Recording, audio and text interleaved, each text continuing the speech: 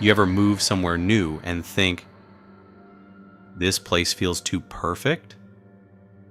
That's what I thought when I moved into my new apartment in a quiet little suburb outside Chicago. But there's one guy who's making me question everything. My neighbor who never, ever leaves his porch. I'm Jake, 27, just a regular guy trying to make it as a freelance graphic designer. Last summer, I found this cheap apartment in a small complex. 6 units, 2 stories, real cozy vibe. It was a steal for the area, and I figured I'd lucked out. The neighbors seemed normal enough. A couple with a kid, an older lady who baked cookies, and a quiet dude who kept to himself. But then, there was Mr. Harlan, the guy in the unit across from mine. He's this older man, maybe in his 60s, always sitting on his porch in this creaky rocking chair. Day, night, rain, shine, he's there, just staring out at the street. Never says a word, never waves, just rocks and watches. At first I thought he was just quirky, you know. Old guy, probably retired, nothing better to do. But something about his stare, it's like he's not just looking at the world. It's like he's looking for something. The problem started about a week after I moved in. I'd come home from grabbing groceries and I'd catch him staring right at me as I walked up the path. Not a casual glance, but this intense, unblinking gaze. I'd nod or say, "Hey, how's it going?" But he'd never respond. Just keep rocking. Those pale blue eyes locked on me. It gave me the creeps, but I brushed it off. Maybe he was hard of hearing, or just didn't like new people. Still, I started noticing he wasn't just watching me. He was watching everyone. The mom taking her kid to school, the delivery guy dropping off packages, even the stray cats that wandered through. Always that same stare, like he was cataloging every move. I tried to ignore it, but it got weirder. One night, I was up late working on a project, and I glanced out my window around 2 a.m. There he was, still on his porch, rocking in the dark. No light, no phone, just him and that chair. The creak echoing in the quiet. I thought, does this guy ever sleep? I started keeping my blinds shut after that, but I couldn't shake the feeling he was still watching, like his eyes could burn through the walls. I asked my neighbor, Sarah, the cookie lady, about him. She got this weird look and said, "Oh, Harlan? He's been here forever. Just don't bother him, okay?" When I pressed her, she clammed up and changed the subject. That's when I knew something was off. I started digging. First I checked the mailbox names. His was just H. Harlan, Unit 3. No first name, no nothing. I tried Googling him, but there was no trace of a Harlan living in this town. No social media, no old records, nothing. It was like he didn't exist outside this complex. One day, I saw the mailman and casually asked if he knew anything about Harlan. He laughed and said, "That old guy? Been delivering mail to him for 15 years, and I've never seen him leave that porch. Kinda freaky, right?" Freaky didn't even cover it. I started wondering if he was even human. Maybe he was some kind of ghost stuck in that chair, haunting the place. I know, sounds crazy, but you try living across from a guy who doesn't blink. Things escalated one evening when I was coming home from a coffee shop. It was dusk, and as I parked, I saw Harlan's chair was empty. First time I'd ever seen it like that. My stomach dropped. I scanned the area, half expecting him to pop out of the bushes, but nothing. I hurried to my door, fumbling with my keys, when I heard it, a slow, deliberate creak from behind me. I spun around, and there he was, standing at the edge of his porch, closer than I'd ever seen him. He wasn't rocking, just standing, staring right at me. His face was blank, but his eyes, they were wrong. Too wide. Too bright. Like they didn't belong in his head. I muttered, "Hey, you okay?" But he didn't answer. He just took one step toward me, then stopped, like he was testing something. I bolted inside and locked the door, heart pounding. After that, I couldn't sleep right. Every creak in the building, every shadow outside, made me think he was out there, watching. I started noticing little things, like my trash cans being moved slightly, or footprints in the dirt near my window that didn't match my shoes. I even found a weird scratch mark on my doorframe, like someone had dragged a nail across it. I told myself I was being paranoid. But then I saw him again, standing in the middle of the parking lot at 3 a.m., staring up at my window. Not moving, not rocking, just standing. I didn't wave this time. I just hid behind the curtain, praying he'd go away. I decided I had to confront him. I couldn't keep living like this, jumping at every noise. So one afternoon, I worked up the nerve and walked over to his porch. He was there, rocking as usual, staring at the street. I said, "Hey, Mr. Harlan, can we talk?" No response. I stepped closer, my voice shaking. "I know you've been watching me. What's your deal?" Still nothing. I was about to give up when he stopped rocking. The silence was deafening. He turned his head slow as hell and looked right at me. His mouth opened, and in this low, raspy voice, he said, "You shouldn't be here." My blood ran cold. I stammered, "What do you mean?" But he just turned back to the street and started rocking again, like nothing happened. I was done. I went to the landlord the next day, demanding answers. He was this greasy guy named Tony, and when I mentioned Harlan, he got real quiet. Finally, he said, "Look, Harlan's been here longer than anyone. He pays his rent, doesn't cause trouble. Just leave him alone." I pushed harder, asking why he never leaves the porch, why he's always watching. Tony sighed and said, "Kid, you don't want to know. Trust me, that was it. No explanation, no nothing." I thought about moving out, but my lease was ironclad and I couldn't afford to break it. The climax came a few nights later. I woke up to a scratching sound, like nails on wood, coming from my front door. It was 4 a.m., pitch black outside. I grabbed a baseball bat and crept to the door, my heart in my throat. The scratching stopped, but I heard something else.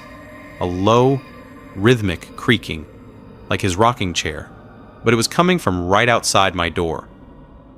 I looked through the peephole, and I swear to God, Harlan was standing there, inches from the door, staring right at it.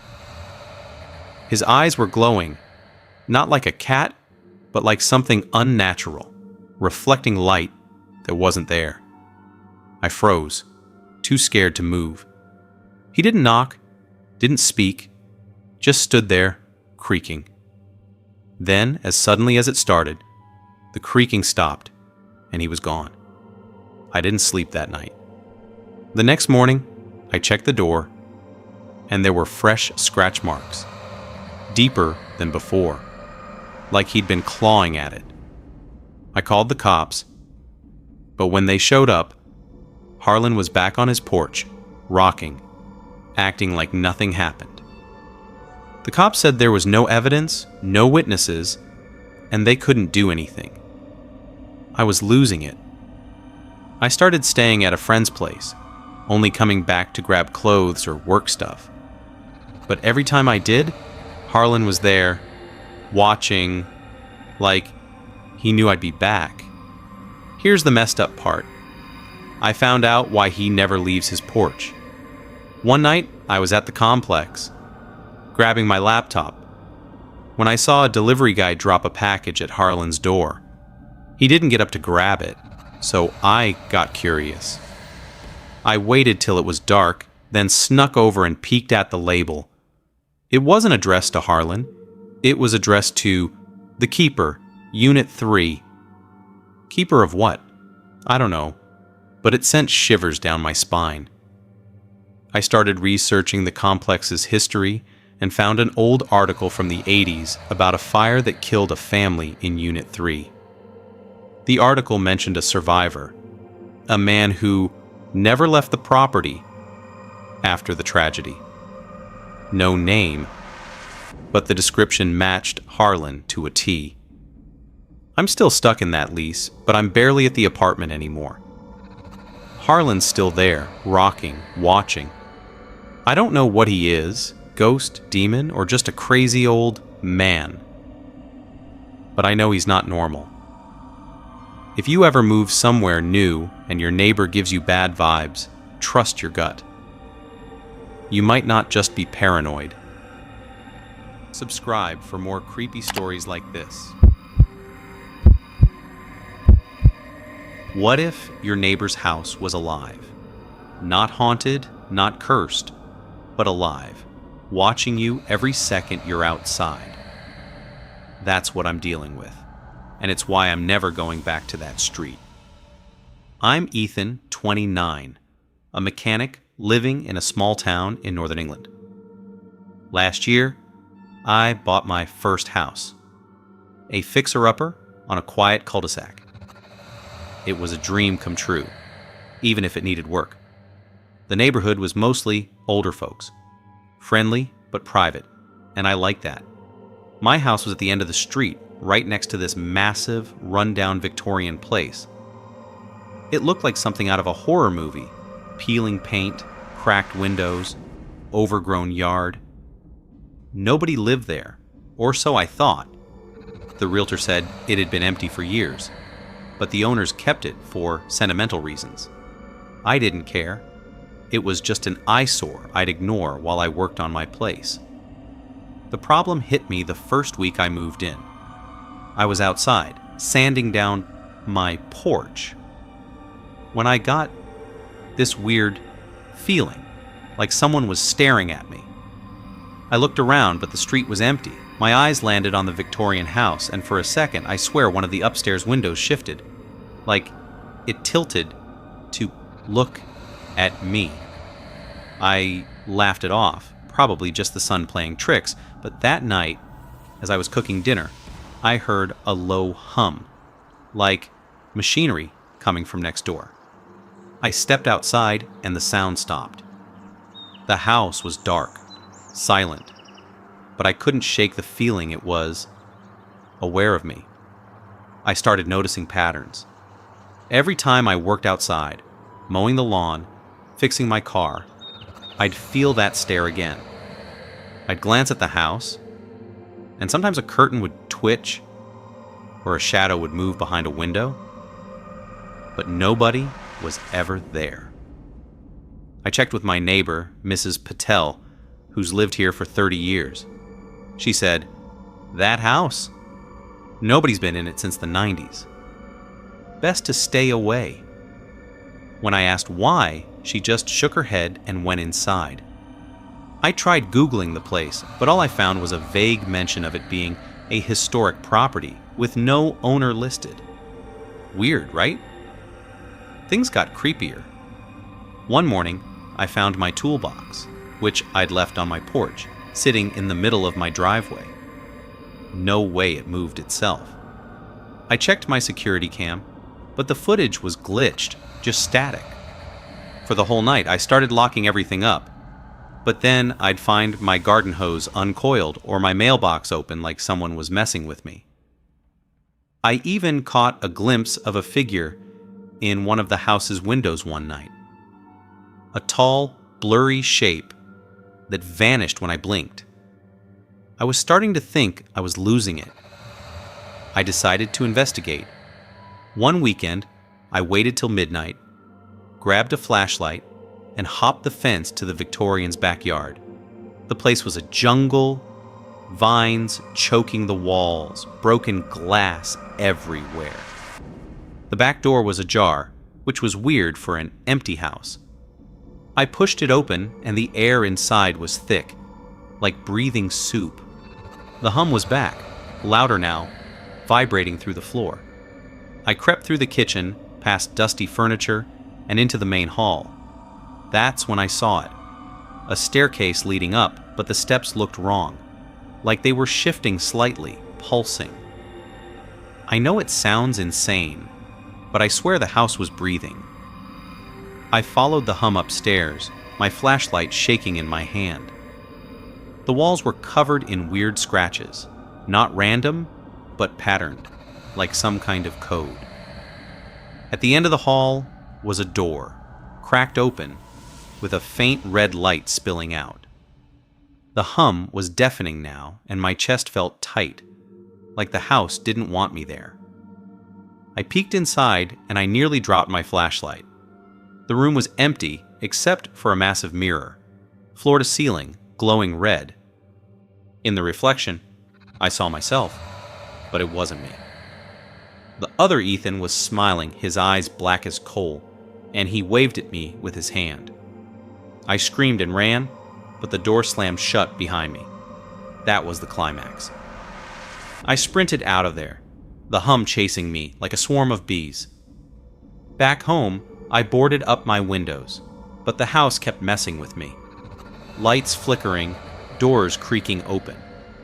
I found more scratches on my walls, matching the ones in the Victorian. I called a priest, a paranormal guy, anyone who'd listen, but nobody could explain it. The house wasn't haunted. It was alive, and it hated me. I sold my place at a loss and moved across town. Last I heard, the Victorian's still standing, untouched. Nobody's bought it, and I don't think anybody ever will. If you're house hunting and see a place that feels like it's watching you, run. Some houses don't just have ghosts. They have a mind of their own. Here's a question. What's scarier than a stranger knowing your secrets? How about a neighbor who knows things about you that you never told anyone? That's what happened to me. And it's why I'll never trust a friendly face again. I'm Tyler, 32, a software developer living in a quiet Seattle suburb. I moved here a couple years ago for a fresh start after a rough breakup.